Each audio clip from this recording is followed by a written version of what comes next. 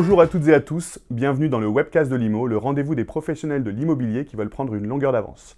Comme d'habitude, à chaque épisode, je reçois un expert du secteur, agent, coach, innovateur, chef d'entreprise et aujourd'hui start-upper, pour partager leur expérience et la croiser avec la data de Leboncoin IMO. Ici, on parle stratégie, on parle innovation, de ce qui fait vraiment la différence sur le terrain.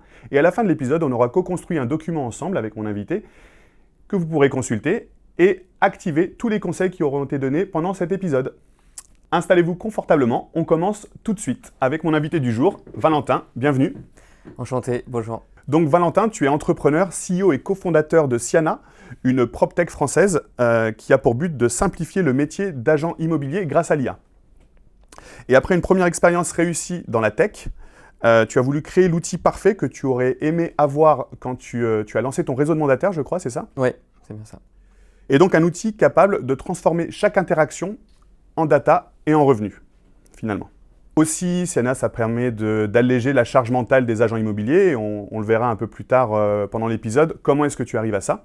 Donc, pour te donner un peu de contexte avant de démarrer cette interview, où est-ce que je suis allé chercher ma data ? Je suis allé piocher un peu dans le cercle de l'IMO, c'est notre communauté de professionnels de l'immobilier à qui on pose des questions, à qui on donne des études, etc. Aussi à nos utilisateurs, et pour notre épisode, je suis aussi allé chercher dans la data Leboncoin. Donc, quelles sont les habitudes de nos utilisateurs et de nos professionnels. Donc, avant de commencer, avant de parler de l'étude et que tu puisses rebondir sur nos data, est-ce que tu peux nous donner un peu le cadre et qu'est-ce que tu entends par données terrain, d'où le titre aussi de notre webcast aujourd'hui, transformer votre data terrain en revenus.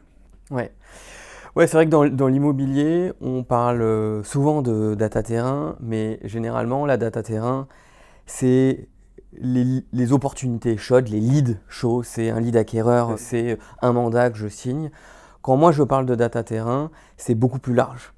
C'est un panneau à vendre dans la rue, c'est une estimation qui a été faite il y a 2 ans, c'est une discussion dans un café avec la directrice de l'école de ma fille. C'est toutes ces informations-là qu'on rentre dans données terrain et qu'on élargit avec Siana. Pourquoi ? Parce qu'aujourd'hui, il y a une petite partie seulement de la donnée terrain qui est réellement utilisée par les agents ou par les pros de l'immobilier aujourd'hui. Ok, on a tendance à surestimer les capacités de notre cerveau à retenir chacune des petites informations qu'on peut avoir au quotidien, en fait, c'est ça ? Ouais, c'est ça. Et puis on se dit, bon bah tiens, cette discussion-là, je vais la noter sur un calepin, je vais la noter sur un post-it. Et en fait, on ne capitalise pas sur cette info parce qu'on se perd, on ne rappelle pas la personne. Et aujourd'hui, on va en discuter, avec le marché fluctuant de l'immobilier, avec une concurrence toujours plus accrue, il faut capitaliser. On ne peut pas se permettre évidemment de laisser des leads un peu. Ouais, exactement. Okay. Exactement. Très bien, c'est très clair. Parlons évidemment un peu d'IA parce que c'est le cœur de ton métier. L'IA est majoritairement utilisée par les agents immobiliers. Sur notre étude, on peut voir que 82% l'utilisent tous les jours pour 3 grands thèmes. Donc la première, ça va être la rédaction d'annonces. La deuxième, donc, préparation de messages pour les clients, de la relecture finalement, correction de fautes, relecture. Et enfin, la création de contenu. Donc ça peut être des posts LinkedIn, ça peut être une newsletter ou générer des photos aussi. Et quelle serait d'après toi la 4e chose à faire avec l'IA ? Donc là, on a le top 3. Quelle est la 4e chose absolument à faire d'après toi ? Ouais. Déjà, l'IA, c'est pas une simple techno anodine. Ce chiffre-là montre que c'est une vraie révolution qui est prise par la grande majorité de la population. Donc en fait, ça va changer notre façon de travailler, ça va changer notre façon et notre appréhension de la technologie. En revanche, il y a plusieurs niveaux d'utilisation de l'IA. Là, quand on regarde ces 3 cas d'usage de l'IA, on s'aperçoit que finalement, ça reste pour moi au premier niveau, c'est le niveau rédactionnel. Où effectivement, on demande à l'IA de revoir une annonce immobilière, on demande à l'IA de refaire un email ou de générer un post pour LinkedIn. Ça, c'est le premier niveau et je pense que 80% de la population ou des agents immobiliers sont sur ce niveau-là. En fait, on utilise l'IA, les agents immobiliers en tout cas en ce moment, et même plus largement les professionnels, on utilise l'IA un peu comme un stagiaire de 3e, alors qu'on devrait plutôt l'utiliser comme un partenaire ou comme un cofondateur finalement. Exactement.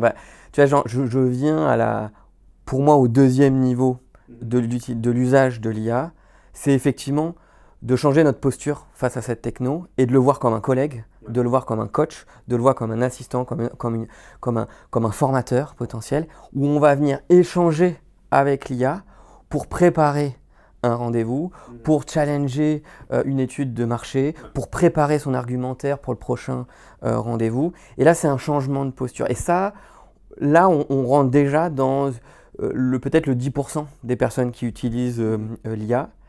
Et ensuite, il y a un troisième niveau qui est l'aspect automatisation. C'est comment je repère dans mon métier des tâches à faible valeur ajoutée que je peux automatiser via l'IA. Et je précise faible valeur ajoutée parce qu'on a tous peur de l'IA en disant on va remplacer notre métier, etc. Non, on va automatiser certaines parties de mon job que l'IA peut très bien faire pour que je me concentre sur des tâches à haute valeur ajoutée. Le relationnel finalement, aller voir les clients, faire des visites, prendre du temps au téléphone avec certains clients. Exactement, exactement. Ça, l'IA, elle ne pourra pas le remplacer. Ouais. Et c'est là où l'humain a sa place et que l'IA ne pourra pas venir toucher ou remplacer, quoi. Très clair. Donc c'est vrai qu'il faut s'adresser à l'IA un peu comme son partenaire, son cofondateur, mais sans ego finalement.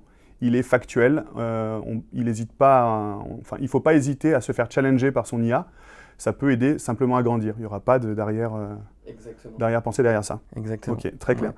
Donc on a fait un constat dans notre étude. On a parlé de temps de travail avec nos professionnels de l'immobilier et très peu font 35 heures par semaine. Ce n'est pas du tout la norme dans le métier. Certains le font évidemment, hein, c'est complètement entendable évidemment. On a besoin d'un équilibre travail-temps perso. Mais 35% d'entre eux disent travailler 50 heures ou plus, ce qui est quand même beaucoup. Et donc, évidemment, ce n'est pas 35 heures derrière le bureau, derrière son écran, etc. C'est plutôt des coups de fil le soir, ça va être des visites le samedi, ça va être aller signer quelque chose un peu tard. Donc ça, c'est OK. Mais est-ce que tu aurais, toi, un conseil d'outils ou d'habitude pour prendre en main un peu l'IA, mais sans trop empiéter sur le temps perso, finalement? Ouais, bah c'est vrai qu'il y a un changement statutaire de l'agent immobilier ces dernières années, c'est qu'il se freelancise. Il devient entrepreneur. Et donc, il y a de moins en moins de salariés dans cette profession-là. Et même en étant salarié, on fait beaucoup d'heures. Mais en étant indépendant, on est son propre patron, comme tu le disais. Et donc, en fait, on travaille le week-end, on travaille le soir, on essaye de répondre à son client parce que lui, son client, il débauche à 18h et donc il va appeler à partir de 18h. Et donc, c'est précisément ce sujet-là où l'IA peut aider. C'est comment, moi, en étant indépendant, je peux utiliser l'IA pour me sublimer, pour m'augmenter et répondre quand je suis en train de dormir et pour peut-être gérer plus de dossiers en même temps ou simplement travailler moins et gagner autant d'argent. Et donc c'est ce sujet-là qui est super important avec l'IA. Et donc pour répondre à ta question sur un conseil très simple, moi ce que je conseille, c'est de créer sa mémoire du portefeuille client. Alors je m'explique quelle est la mémoire du portefeuille client et ça revient sur la donnée terrain qui est sous-exploitée aujourd'hui. Transformer des post-it en données utilisables. Exactement. Okay. Utilisables sur lesquelles on peut capitaliser dans le temps. Vous, en tant qu'indépendant, la valeur de votre business, c'est votre portefeuille client. Et donc au lieu de l'écrire sur un Excel, sur un post-it ou sur des feuilles volantes sur lesquelles on ne va pas capitaliser, parlez à une IA. On peut parler à ChatGPT et se constituer une mémoire de ses prospects. Et donc là, il y a des prompts très simples. On peut dire à ChatGPT, tiens, dès que je vais te parler d'un prospect, tu vas me le qualifier, tu vas me l'enregistrer, tu vas me faire l'email compte rendu et puis tu vas peut-être me faire les 3 prochaines relances pour pouvoir animer cette information que je viens de te communiquer. Et donc, voilà, pour moi, le type, c'est créez-vous votre mémoire client ou votre mémoire prospect, quoi. Et en préparant les questions, j'ai aussi essayé justement ce type de conseil. Et finalement, c'est hyper simple. On pense qu'il faut des grandes compétences tech, etc. Mais finalement, dans ChatGPT, tu as une partie sur le côté application. Tu vas sur application, tu tapes Gmail et en fait, il va brancher ton Gmail à ton chat. Donc, si tu lui dis demain, Joa, où est-ce que tu en es dans tel contenu, envoie-lui un mail pour lui demander. entrer et en fait, ça va directement dans Gmail et le mail est complètement bien formalisé avec les formules de politesse, avec le ton habituel qu'on utilise. Et ça, je trouve que c'est assez incroyable. Ouais, ouais, c'est ça, c'est qu'en fait, il y a différents degrés et on est plus ou moins technophile. Et donc, il y a des petites automatisations comme ça où on peut connecter son Gmail, ou peut-être que dans une réponse automatisée, on peut brancher un Calendly qui est directement connecté à mon agenda pour que la personne, quand je ne suis pas là, puisse directement bloquer un rendez-vous dans mon agenda. Il y a plein de petites automatisations, on les retrouvera dans le document qu'on ça, fera c'est ensemble. génial. Et la base, vraiment la base des réponses à apporter aux clients, puisqu'ils ont un besoin justement d'instantanéité un petit peu, c'est avec, j'ai vu que sur WhatsApp Business, tu pouvais avoir des messages automatiques. Donc quand une personne envoie un message, on reçoit peut-être dire que je ne suis pas disponible maintenant, mais de façon écrite. C'est pas... Et ça, je trouve que c'est pas mal parce que ça donne une réponse, on voit qu'il y a une interaction. On n'a pas juste envoyé un message et on attend le lundi d'avoir une réponse. On peut avoir un message tout de suite en disant qu'on a bien pris connaissance, que si vous avez des questions sur tel ou tel sujet, vous pouvez aller les chercher là. Si c'est sur le prix, vous pouvez le chercher là, etc. etc. Ouais, exactement. C'est le petit message avec votre agenda connecté. Il peut booker un rendez-vous et puis vous pouvez continuer votre week-end et puis vous avez des rendez-vous plugués dans votre agenda, quoi. Ouais, Calendly, l'application Calendly par exemple est utilisable. Ouais. Donc sur Le Bon Coin, on envoie une masse de leads à nos clients. D'ailleurs, c'est vrai pour tous les portails. Un pourcentage de ces clients sont des clients avec un projet à moyen et long terme, donc qui sont plutôt tièdes ou froids. Et du coup, pourquoi cette donnée est devenue de plus en plus importante, d'après toi ? Ouais. Bah aujourd'hui, la donnée, elle est importante parce que d'une, la concurrence, elle est plus rude. Donc en fait, on doit, dès qu'on a un lead, on doit pouvoir le sécuriser, même si le mandat se signe dans 3 ans, mais pouvoir créer une relation avec la personne, l'animer et le relancer régulièrement pour qu'à un moment donné, ça se transforme en mandat et qu'il n'aille pas voir le voisin.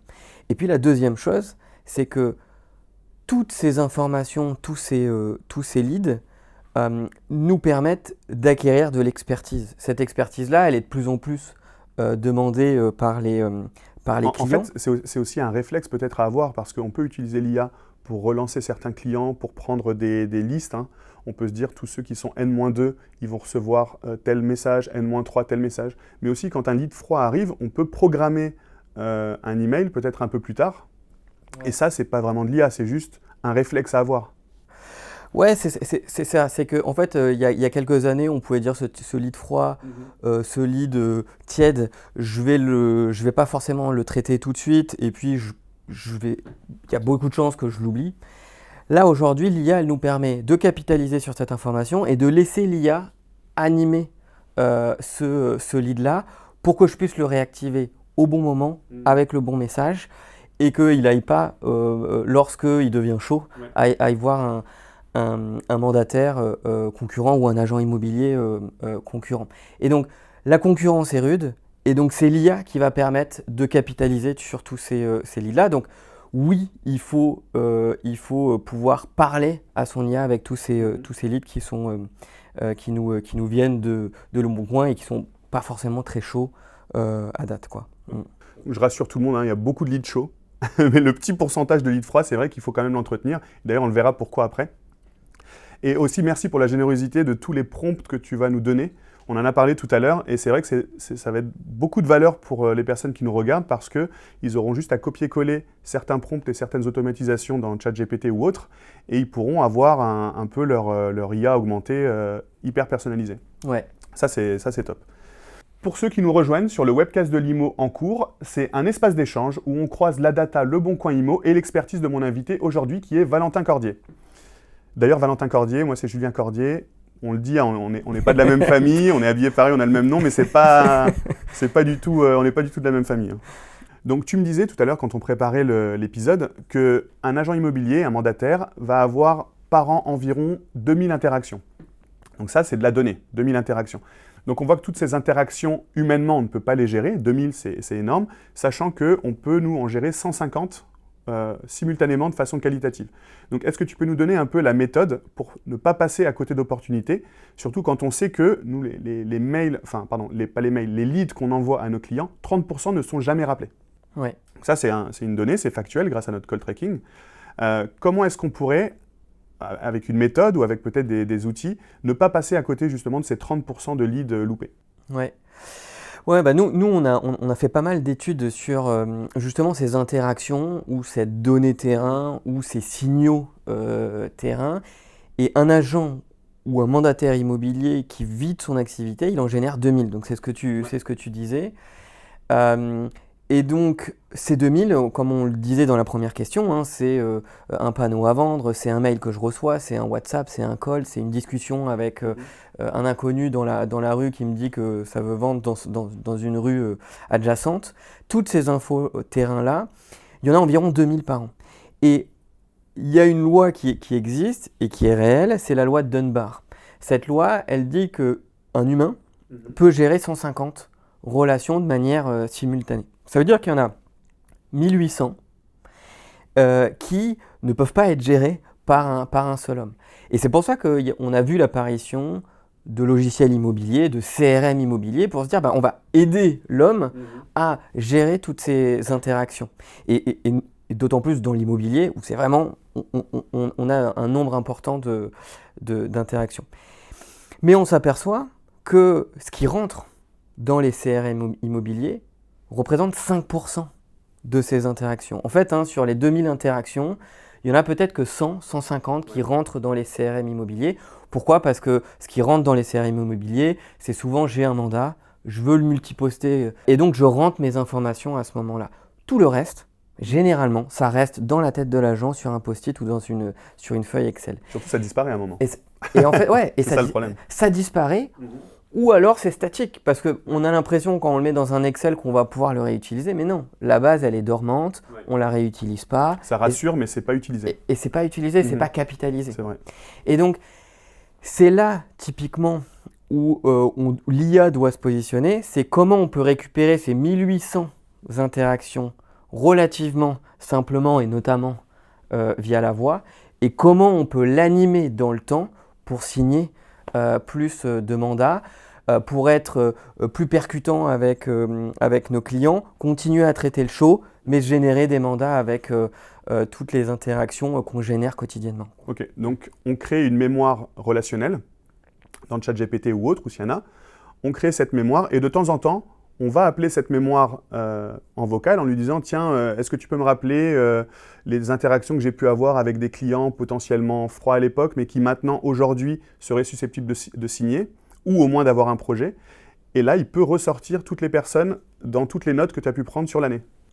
Ouais, mais j'irai même encore plus loin. C'est que oui, bien sûr, et on peut, dans Siana, on peut très bien le faire. C'est j'arrive en rendez-vous, je clique sur mémoire du dossier et j'ai tout le dossier avec toutes les interactions et donc ça me rafraîchit directement la mémoire. Donc ça, c'est je fais une action pour rappeler la mémoire que j'ai rentrée à la voix dans mon IA. Mais on va beaucoup plus loin. C'est qu'en fonction de ce que je communique à mon Siana ou à mon ChatGPT, il est capable de dire ah bah tiens, ce client-là, je le mets dans telle catégorie de prospects et donc tu devrais le relancer au mois de mai pour lui souhaiter son anniversaire et lui envoyer un mail au mois de juin et je t'ai déjà préparé l'email de relance au mois de juin.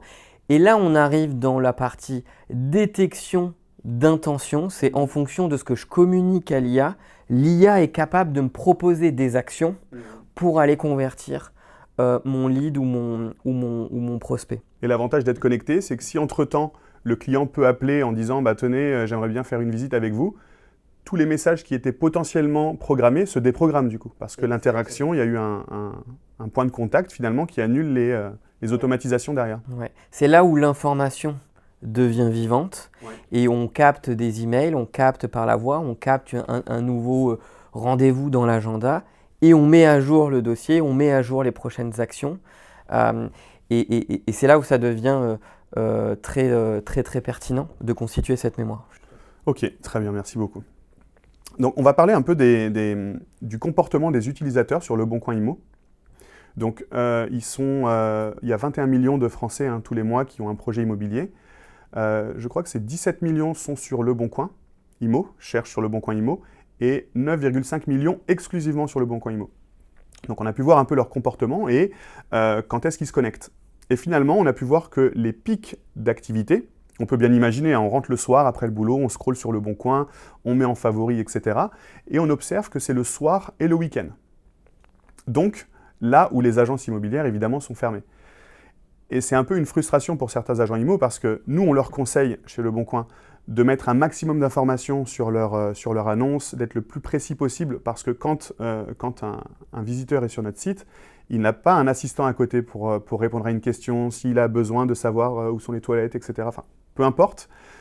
Qu'est-ce que tu aurais comme conseil, toi, pour les agents immobiliers qui ont cette frustration de se dire « tous mes visiteurs viennent le soir et le week-end et je ne peux pas leur répondre » et finalement, pour pas trop empiéter aussi sur la vie privée, qu'ils ne décrochent pas le week-end. Ouais. Ouais, bah c'est vrai que notre société, elle change, elle demande de plus en plus de réactivité. Les clients, ils veulent qu'on réponde à leurs messages à toute heure et de manière instantanée.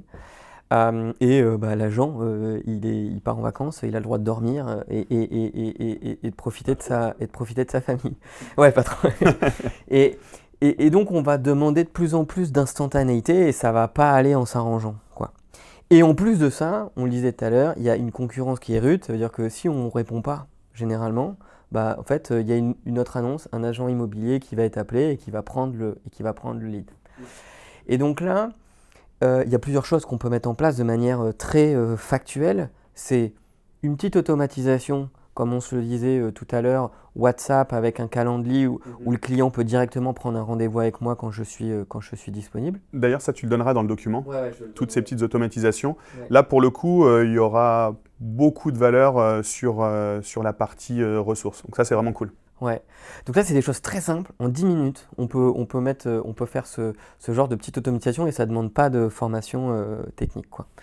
La deuxième chose, c'est qu'il y a des assistants aussi vocaux. C'est vous répondez pas, vous avez un assistant IA vocal qui prend le relais, qui est capable d'aiguiller votre client, de potentiellement prendre rendez-vous, de demander une info sur le bien pour répondre tout de suite à votre client et d'apporter tout de suite la réponse à votre client. Là, on a des boîtes qui le font très bien. Il y a Joe.ai qu'on connaît bien parce qu'on bosse avec eux et qui font ce travail-là. Et ensuite, il y a des IA, et là je vais citer Siana, qui permettent d'être aussi beaucoup plus réactifs parce que si je reçois un mail lead acquéreur de Le Bon Coin ou si je reçois un WhatsApp, votre Siana est capable de capter ce mail-là. On est capable de préparer tout de suite une réponse pour votre client et de lui apporter la réponse à sa question dans la foulée, quoi. Voilà un peu comment on peut apporter cette instantanéité que les clients recherchent, quoi. Okay. En tout cas, un maximum de conseils seront à copier-coller dans le prompt et ça pourrait être activable. Alors, j'ai une question pour toi. Une loi est passée cet été, malheureusement. Je ne devrais pas le dire en tant que Le Bon Coin Immo, mais malheureusement, une loi est passée au mois de juin. C'est la loi 2025-594 et qui sera mise en application le 11 août. Donc, à partir du 11 août, un professionnel de l'immobilier ne pourra plus démarcher à froid un particulier pour une vente, pour une transaction. Donc, ce que fait 70% des agences immobilières, la pige, comme on peut appeler le call à froid, va être interdit et une amende potentiellement il pourrait avoir une amende. Oui. Donc, j'aimerais savoir ce que tu penses de cette situation et quels conseils aurais-tu pour les agents immobiliers qui se disent 70% d'entre nous avons cette pratique, on va devoir trouver d'autres sources de leads chauds, froids, mais qui veulent vendre, tout simplement. Donc, quels conseils aurais-tu à leur donner, justement, à tous ces professionnels ? C'est vrai cette loi, elle rentre en vigueur au mois d'août prochain. Ça fait aussi écho au changement technologique, puisque on a nos téléphones qui commencent à filtrer les appels entrants. Donc, en fait, on s'imagine bien que dans quelques années, la prospection B2B, voire B2C d'une personne inconnue va devenir assez compliquée. Et donc, ça va inciter les pros de l'immobilier à changer leur façon de prospecter. Et pour moi, ça va renforcer 3 choses. La première, c'est renforcer la vitrine digitale. Pourquoi ? Parce que, effectivement, si on ne peut plus appeler son lead, on va devoir renforcer sa présence sur les réseaux sociaux pour attirer des leads. Là, on voit des solutions qui se lancent, et qui sont déjà bien en place. Je pense à Danim, je pense à Arthurine, qui prennent cette place sur le marché, et notamment à destination des agents immobiliers. La deuxième chose, c'est que on ne va pas perdre l'habitude de faire de la prospection physique, c'est-à-dire se déplacer, faire du porte-à-porte, faire du boitage, ça va rester. Ça va rester et ça va peut-être la renforcer. Ça va peut-être renforcer finalement la technologie, et la loi va peut-être renforcer le lien et d'aller se déplacer parce que c'est ce qui… Du coup, à mon sens, le but, c'est de dégager un maximum de temps pour aller sur le terrain et pour pouvoir rencontrer les gens, tout simplement. Ouais, c'est ça. C'est que finalement, la technologie ou les contraintes légales vont peut-être inciter les gens à se déplacer et on le voit, c'est ce qui est quand même le plus efficace aussi, d'aller rencontrer la personne, d'aller convaincre, d'aller utiliser son intelligence émotionnelle.